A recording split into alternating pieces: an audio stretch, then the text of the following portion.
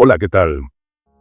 Vamos a hablar hoy obviamente de la agresión contra Venezuela por parte de los Estados Unidos y del secuestro del presidente Nicolás Maduro y de su esposa Cilia Flores. Es un acontecimiento mega geopolítico, seguramente algo de lo más grave que ha ocurrido en los últimos decenios, porque se trata sencillamente de un corte en la continuidad de lo que era el derecho internacional desde 1945, que terminó la Segunda Guerra Mundial. Esta agresión sin ninguna base jurídica, sin haber sido además autorizada por el Congreso estadounidense, esta agresión es un puro acto imperial, es un puro acto colonial, digamos. Estamos en algo que algunos analistas empiezan a llamar la recolonización, la reinvasión colonial, ¿verdad? El retorno del colonialismo abierto, como hacían los británicos en el siglo XIX, como hicieron los franceses en el siglo XIX y XX, cuando decidían, porque sencillamente tenían la fuerza, ocupar un país, explotar sus riquezas y avasallar a sus habitantes. El ataque lo viví porque yo estaba allí, estaba en Caracas, y evidentemente a lo largo de mi vida he conocido golpes de Estado, he conocido revoluciones, he conocido protestas populares insurreccionales, barricadas, enfrentamientos con fuerzas del orden, enfrentamientos entre grupos diferentes. No había vivido hasta ahora un ataque, un bombardeo estadounidense. Y puedo decir que impresiona cuando a las 2 de la madrugada uno es despertado por la poderosa explosión de una serie de misiles. Estaba yo en Caracas y además muy cerca de un lugar, el aeropuerto de La Carlota, que se encuentra en el corazón de la ciudad de Caracas, y fue un objetivo estratégico del ataque. No destruyeron el aeropuerto, no destruyeron la pista, quizá con la intención de poder utilizarla en caso de necesidad, pero sí destruyeron toda la protección del aeropuerto, y por consiguiente eso ocurrió a escasos metros donde me encontraba y pude vivir y sentir la violencia de ese ataque. Contrariamente a lo que se ha dicho, ese ataque no ha sido tan fácil porque los bombardeos se prolongaron durante unas 2 horas. ¿Y cuál era el objetivo? El objetivo era apoderarse, lo sabemos ahora, del presidente, secuestrar al presidente. Bueno, pues tardaron 2 horas en apoderarse. O sea, no fue llegar, como han contado, nos apoderamos del presidente que estaba tranquilamente durmiendo en la cama y su esposa y nos lo llevamos. No. Primero, el presidente Maduro casi nunca duerme por la noche, porque por la noche es cuando tiene tiempo de ver la información. Pero la defensa del presidente ha sido muy intensa. La prueba es que por lo menos una cuarentena de las personas que estaban encargadas del primer anillo de protección fallecieron en los combates. Y es muy poco probable, digamos, que los americanos no hayan tenido ninguna baja. Ese es el discurso, digamos, oficial, que además es un discurso que ha sostenido el presidente Trump, que no es conocido por su sinceridad o por su fidelidad a la verdad.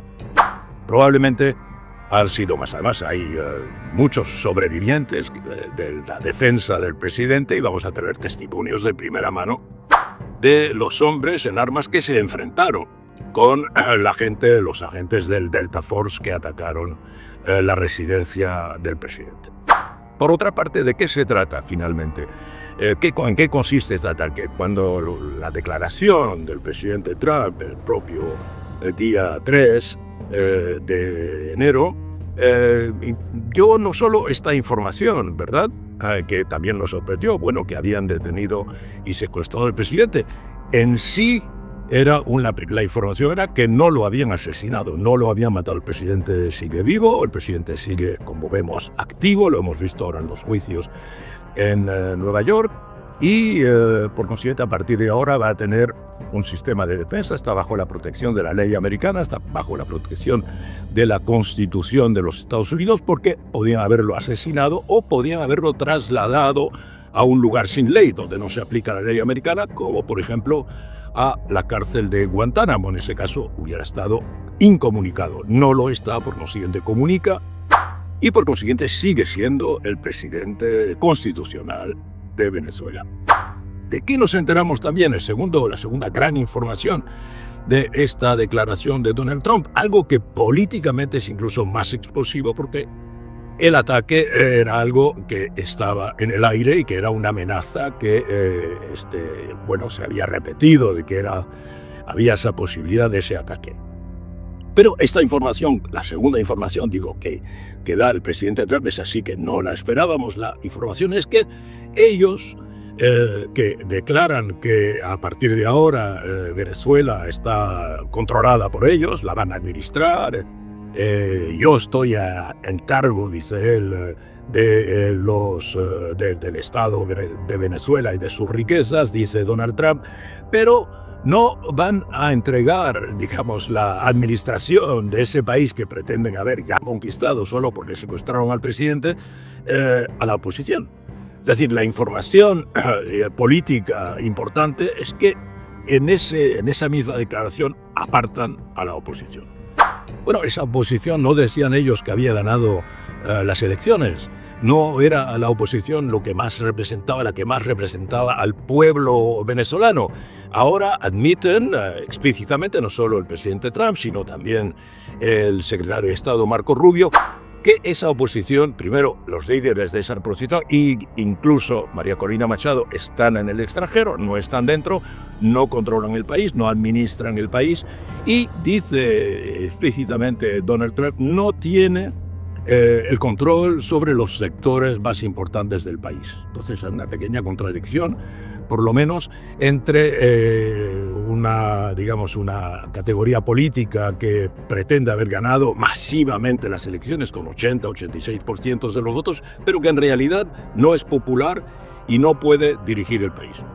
¿Qué es lo que deducimos de eso, que es enorme y que probablemente ha sido la gran ducha fría que ha recibido la oposición? Bueno, lo que deducimos es que finalmente los asesores del presidente de Estados Unidos, los asesores políticos, han sacado la lección de su fracaso en Irak.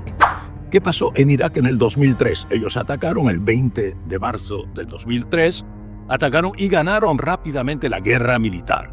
Y nombraron a un administrador, ¿verdad? Un administrador civil que se ocupó de administrar, era como el representante de la Casa Blanca en Irak, como un procónsul. ¿Y qué hizo este procónsul? Bueno, pues eliminó el ejército de Irak y también eliminó y prohibió el partido Baas, el Partido Socialista Árabe, dos fuerzas que controlaban el país. ¿Y qué resultó de eso? Obviamente, pues resultó que esos centenares de miles de hombres, que además conocían el uso de las armas, se pasaron a la resistencia y esa victoria militar rápida, ¿verdad?, de relámpago de Estados Unidos se transformó en una larga guerra de desgaste que causó decenas de miles de muertos a los Estados Unidos y que de una manera o de otra tuvieron que desengajarse de Irak y que además agotó a la opinión pública americana.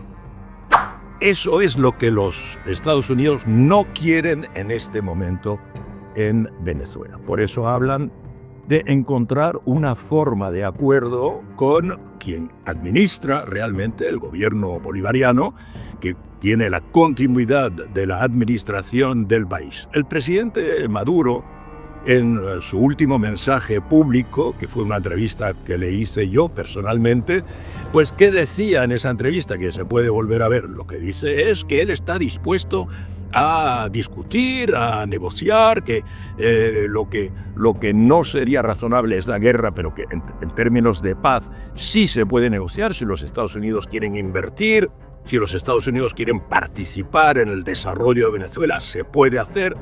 Y yo creo que la administración americana se ha dado cuenta que esa era la vía razonable, solo que como habían acabado de describir al presidente Maduro como un verdadero monstruo, tenían dos opciones: o retiraban su flota militar diciendo finalmente para discutir o conversar con Venezuela no necesitamos una flota militar, esto se puede hacer dialogando, y en ese caso evidentemente tenían que decir que el presidente Maduro no era el monstruo que ellos habían descrito, o la segunda opción es arrebatar, secuestrar al presidente Maduro bajo falsos pretextos de cártel de los soles, que ya la propia Fiscalía Americana ha dicho que eso no tiene sentido, y conversar con el verdadero poder que controla el país, cosa también que el presidente Maduro ha repetido 20 veces, que el control del país es un gobierno de verdad. Entonces, esto es lo que ahora los Estados Unidos quisieran hacer con la administración chavista, bolivariana, el gobierno bolivariano. Y este es el debate que veremos desarrollarse en las próximas semanas.